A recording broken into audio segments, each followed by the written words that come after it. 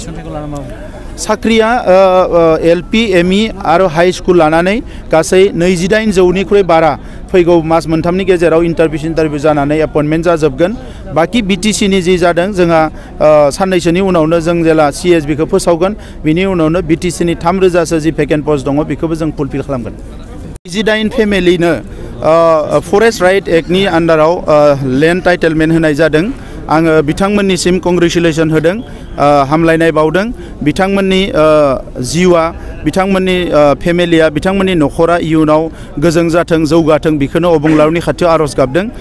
दुलाराय बर' फरायसा आफादनि गोलाव समनि डिमान्डमोन बर' रायजो राजानि डिमान्डमोन जे जेसेबां जोंनि सुबुंफ्रा फरेस्ट ओनसोलाव रायजो जादों बयबो हानि मोनथायखौ मोननांगौ थांनाय सरकारनि दिनाव बेखौ माखासे राजनिति खालामनाय जादोंमोन इलेक्शन फैबा फर्म रानो सार्भे खालामो नाथाय होआ नाथाय जोंनि सरकार फैनायनि समाव दायो बोसोरथामाव 1 लाखनिख्रुइ बांसिन फेमिलिनि लेन्ड प्रब्लेम हानि प्रब्लेमखौ जोङो जेंनाखौ जों फोजोबबाय आरो फरेस्ट ओनसोलावबो गोबां रोजा रोजा सुबुंनो दिनै हानि मोनथायखौ होनाय जाबाय जोंनि बे ओनसोलजों लोगोसे सनितपुर आरो बिश्वनाथ ओनसोलावबो हानि मोनथायखौ होनायनि थाखाय जों खामानि मावगासिनो दङ दा नंखायनो फैगौ बोसोरनैयाव जोङो मिजिं 90% जोंनि जायफोर रायजो जानानै दङ फरेस्ट ओनसोलाव बिथांमोननि हानि जेंनाखौ जों फोजोबजोबगोन मानोना बे हानि जेंनाया थानाय माने बिथांमोना गोबां जेंनायाव थायो जायफोरा हा गैया बिसोरो PRC मोना बेंक लन मोना गभर्नमेन्टनि कुनु सुबिदाफोरखौ मोना बिराद उसुबिदायाव थानो गोनां जायो नंखायनो बे मोनफ्रोमबो फेमिलिया बेबायदि जेंनानिफ्राय बिथांमोनखौ उद्धार खालामनो थाखाय जोंनि फरेस्ट EM रनजित बसुमतारीनि दैदेननायाव जोंनि रेभिनिउ बिथाङा रेभिनिउबो बे बिथांनि दैदेननायाव जोंहा डिपार्टमेन्टआ खोब गोख्रोङै खामानि मावगासिनो दङ आरो फैगौ बोसोरनैयाव आं मिजिंथियो मेक्सिमाम जेंनाखौ जोङो सल्भ खालामनो हागोन आरो बे जोंनि रायजो राजाफ्रा हानि जेंनानिफ्राय बयबो उदां जानो हागोन PGR बे हायाव माखासे जेंना दङ बेखौ जों नायगासिनो दङ नाथाय बे ओनसोलनि जेंनाखौबो जों फोजोबगोन सिलिं सारप्लासनिखौबो फोजोबगोन आरो जायफोर जायफोरखौ लेन्डलेस होननानै दङ बे लेन्डलेसफोरखौबो जों सार्भे खालामबाय थादों गमामायैनो लेन्डलेस नंगौना नङा बिथांमोननि जेंनाखौबो जों फोजोबगोन जोङो जेरैखि जाया हानि जेंनाखौ फोजोबजोबनो थाखाय सानदों आरो जायफोर दिनै हाफोरखौ आवग्रिना दङ नाङा बाङा बै ओनसोलखौबो जों नोजोर होदों थांनाय सरकारनि समाव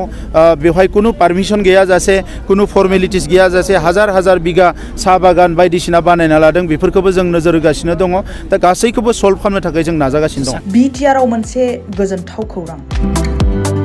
बिटिआरनि सदर सहर क'क्राझारनि जेडि रडजों नांजाबनाय गोजोनपुरी रयेल एनफिल्ड श'रुमनि गोजौआव थानाय आइ आफा BM इन्स्टिट्युट अफ पेरामेडिक्स बे आइ आफा BM इन्स्टिट्युट अफ पेरामेडिक्सआ नोंथांमोननो लानानै फैदों देहा जोथोन लाखिनायनि माखासे आयदाफोर 2024-25 मायथाइनि मुं थिसननाया फैगौ 15 जानुवारिनिफ्राय जोबथा मार्च दानसिम सोलिगोन बे पेरामेडिक्सआव गावारि सोलोंथाइखौ थाखो 12नि उथ्रिसारनाय बिजाथि एबा फरायसाफोरा लानो हागोन बिटिआरनि सदर सहर क'क्राझारनि गोजोनपुरी एबा गांजेमा बाजारजों नांजाबनाय आइ आफा BM इन्स्टिट्युट अफ पेरामेडिक्सआ नोंथांमोननि थाखाय गोदान मुं थिसननाय आयदाफोरा जादों medical laboratory technology first aid patient care and assistant nursing OT technician ICU technician radiology technician कर्सखौ 2 बोसोरनि गेजेरावनो आबुं खालामनानै BSS भारत सेवक समाज डिप्लोमाखौ लानो हागोन लोगोसे गासैबो डिप्लोमाखौ लानायनि उनाव सोरखारि साख्रि मोननायनि सुबिदाबो दं नोंथांमोनहा बेफोर कर्सनि थाखाय गोदानै मुं थिसननो गोसो दङब्ला आइ आफा BM इन्स्टिट्युट अफ पेरामेडिक्सनि नैबे मबाइल नाम्बार 9395899391 86383914746 आव थोंजों सुलाद लाहरनो हागोन